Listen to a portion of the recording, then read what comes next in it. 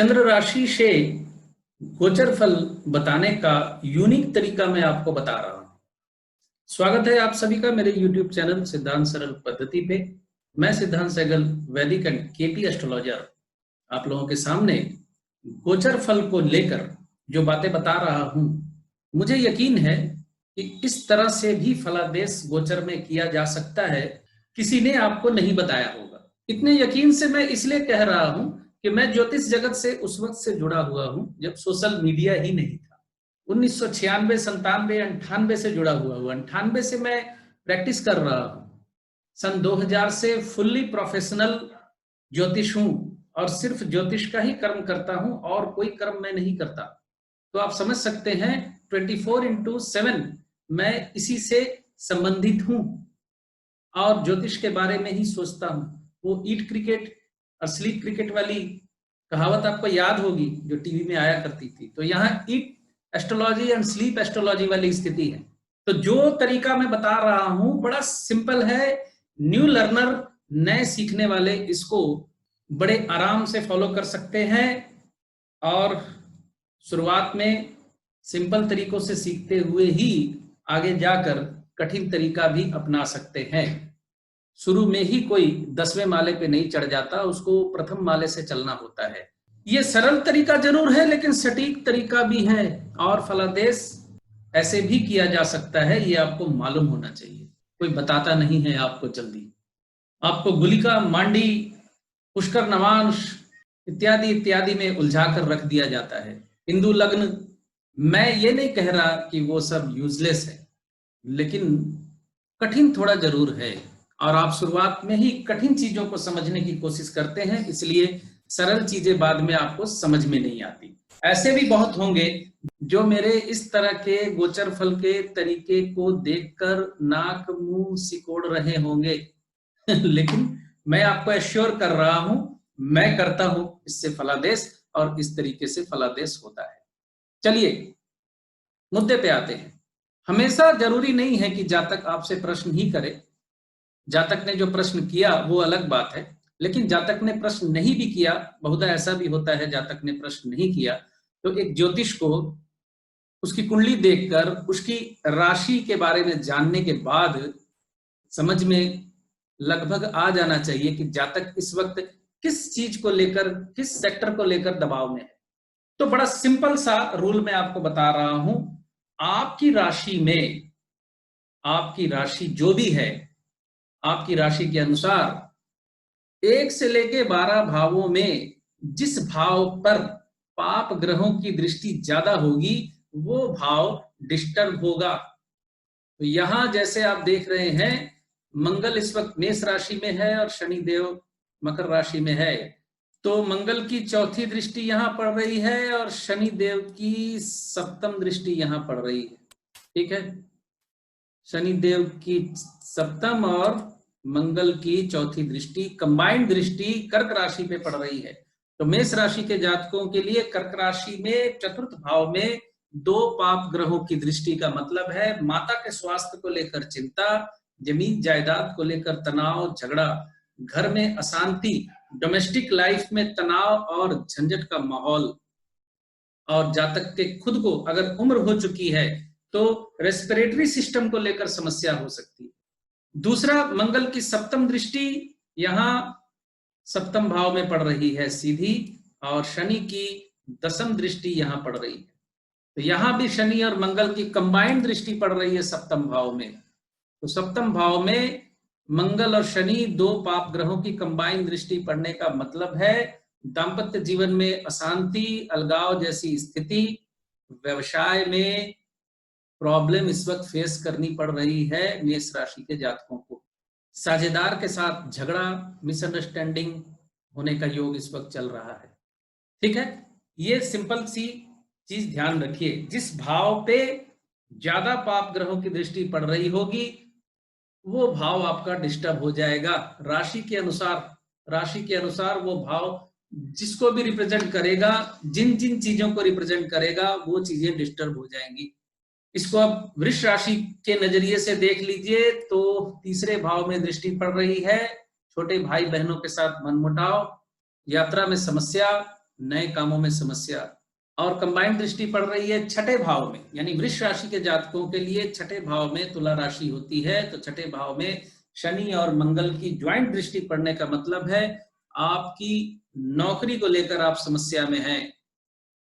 हालांकि शत्रु परास्त हो रहे हैं आपसे, लेकिन आप अपनी नौकरी को लेकर समस्या में है। दाम्पत्य जीवन में भी कुछ तनाव झेलना पड़ रहा है। आपका जीवन साथी आपसे संतुष्ट नहीं होगा इस वक्त। अब इसी फलादेश को मिथुन राशि के नजरिए से देख लीजिए। ठीक है, मिथुन राशि के जातकों के लिए द्वितीय भाव में दो पाप ग्रहों की दृष्टि पड़ रही है। रिश्ते नातेदारों के साथ मनमुटाव वाली स्थिति, धन संबंधी मामले को लेकर परेशानी का योग बना हुआ है। और पंचम भाव में दोनों पाप ग्रहों की दृष्टि पड़ने का मतलब है प्रेम प्रसंगों में समस्या हो रही है आपको। संतान के स्वास्थ्य को लेकर आप चिंतित हैं, शिक्षा में बाधा प्राप्त हो रहे हैं। बड़े सिंपल तरीके से मैं बताता चला जा रहा हूं आपको कि फलादेश भी क्या होगा इस वक्त और क्यों होगा ऐसा। सिंपल सा रूल है, दिमाग में रखना है। जिस भाव में ज्यादा पाप ग्रहों की दृष्टि होगी, एक से ज्यादा पाप ग्रहों की दृष्टि होगी, वो भाव आपका डिस्टर्ब होगा। कर्क राशि के नजरिए से देखें अगर, तो सीधे सीधे कर्क राशि में दो पाप ग्रहों की दृष्टि जातक को परेशान, क्रोध में वृद्धि करवा रही है।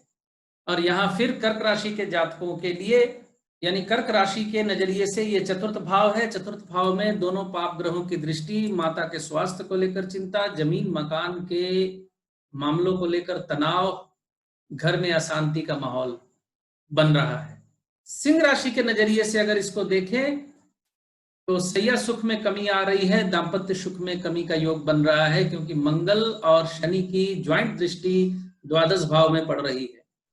और मंगल शनि की ज्वाइंट दृष्टि बढ़ रही है तीसरे भाव में। तीसरे भाव में पाप ग्रहों की दृष्टि का मतलब है नए योगायोग नहीं होंगे, यात्रा में समस्या होगी, छोटे भाई बहनों के साथ मनमुटाव और पड़ोसियों से झगड़ा, अंडरस्टैंडिंग की कमी। कन्या राशि के परिप्रेक्ष्य में अगर इसको हम देखने की कोशिश करें तो ज्वाइंट दृष्टि पड़ रही है एकादश भाव में, प्राप्ति में कमी।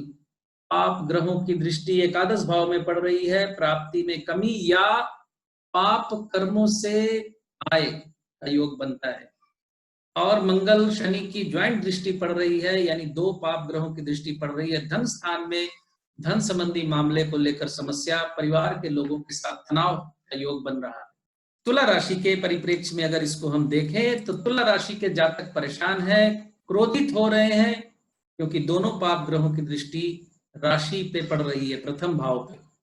और मंगल शनि की ज्वाइंट दृष्टि कर्म स्थान पे पड़ रही है, कर्म स्थान पे भी तुला राशि के जातकों को समस्या हो रही है, सम्मान हानि का योग बन रहा है।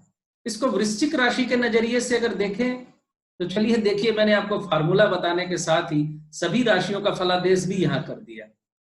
यानी इस वक्त सभी राशियों के जातकों के साथ जो परिस्थिति हो रही है वो भी आप अपनी अपनी राशि के अनुसार देख सकते हैं। तो वृश्चिक राशि के जातकों के लिए मंगल और शनि का ज्वाइंट इफेक्ट पड़ रहा है नवम भाव में।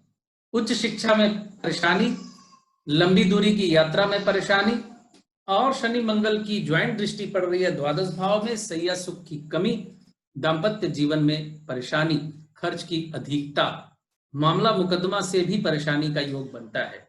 ये फलादेश और विस्तृत किया जा सकता है, चूंकि मैं फलादेश नहीं कर रहा यहाँ पर, आप लोगों को समझाने की कोशिश कर रहा हूं।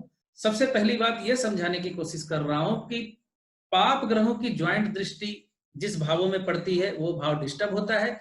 दूसरा, साथ ही लगे हाथ में ये भी बता दे रहा हूं कि ऐसी स्थिति में फलादेश भी क्या होगा। 2 लाइन का फलादेश बता रहा हूं, डीपली नहीं बता रहा। अब आपने अपना अपना दिमाग लगाकर इसमें और फलादेश निकालना है और जोड़ना है। धनु राशि के परिप्रेक्ष्य में अगर हम देखें तो शनि और मंगल की दृष्टि पड़ रही है अष्टम भाव में। स्वास्थ्य अगर आपका बिगड़ा हुआ है तो समस्या वाला समय है आपके लिए। शनि और मंगल की ज्वाइंट दृष्टि एकादश भाव में पड़ रही है, तो फिर वही बात है, पाप कर्मों से इनकम या बड़े भाई के साथ मनमुटाव और सफलता में बाधा और समस्या, झगड़ा, झंझट का योग बनता है। मकर राशि के अनुसार अगर हम देखें तो शनि मंगल की ज्वाइंट दृष्टि पड़ रही है सप्तम भाव में। वही फलादेश है जो मेष राशि के जातकों के लिए है। दाम्पत्य जीवन में तनाव, पत्नी या पति के साथ मनमुटाव, साझेदारी के काम में समस्या। और 10वें भाव पे दृष्टि पड़ रही है शनि और मंगल की ज्वाइंट, कर्म स्थान पे समस्या, सम्मान हानि का योग भी बनता है। हालांकि यहाँ सरकारी कामों से लाभ का योग भी बन रहा है, धन प्राप्ति का योग भी बन रहा है, लेकिन ये विस्तृत मामला है, इसमें और बहुत सी चीजें देखनी होती है। अब आप थोड़ा अपना दिमाग लगाएं। क्यों बोल रहा हूं मैं ऐसा? क्योंकि मैंने बहुत वीडियो डाले हैं इस तरीके के, जहां मैंने खुल के बताया है। अब धन लाभ क्यों होगा, इसके लिए मैं एक और अलग वीडियो बनाऊंगा आपके लिए। गोचर फल में प्राप्ति कैसे देखते हैं। कुंभ राशि के नजरिए से अगर हम देखें तो शनि मंगल की ज्वाइंट दृष्टि पड़ रही है कर्म स्थान यानी नौकरी पे, कर्म स्थान पे नहीं, नौकरी जहां से देखते हैं 6ठे भाव में। तो नौकरी को लेकर परेशान है इस वक्त कुंभ राशि के जातक, और शनि मंगल की ज्वाइंट दृष्टि भाग्य स्थान में पड़ने की वजह से उच्च शिक्षा में तनाव, भाग्य की कमी वाली स्थिति बन रही है। मीन राशि के दृष्टिकोण से अगर हम देखें तो शनि और मंगल की ज्वाइंट दृष्टि पड़ रही है 5वें भाव में। वही फल है जो 5वें भाव से होता है। प्रेमिका के साथ मनमुटाव, प्रेमी के साथ मनमुटाव, संतान के स्वास्थ्य को लेकर चिंता, और अगर आप महिला हैं तो मिसकैरेज हो जाने की स्थिति भी बन सकती है। मिथुन राशि के परिप्रेक्ष्य में भी यही समझना है, क्योंकि मिथुन राशि के भी 5वें में ज्वाइंट दृष्टि है दोनों पाप ग्रहों की।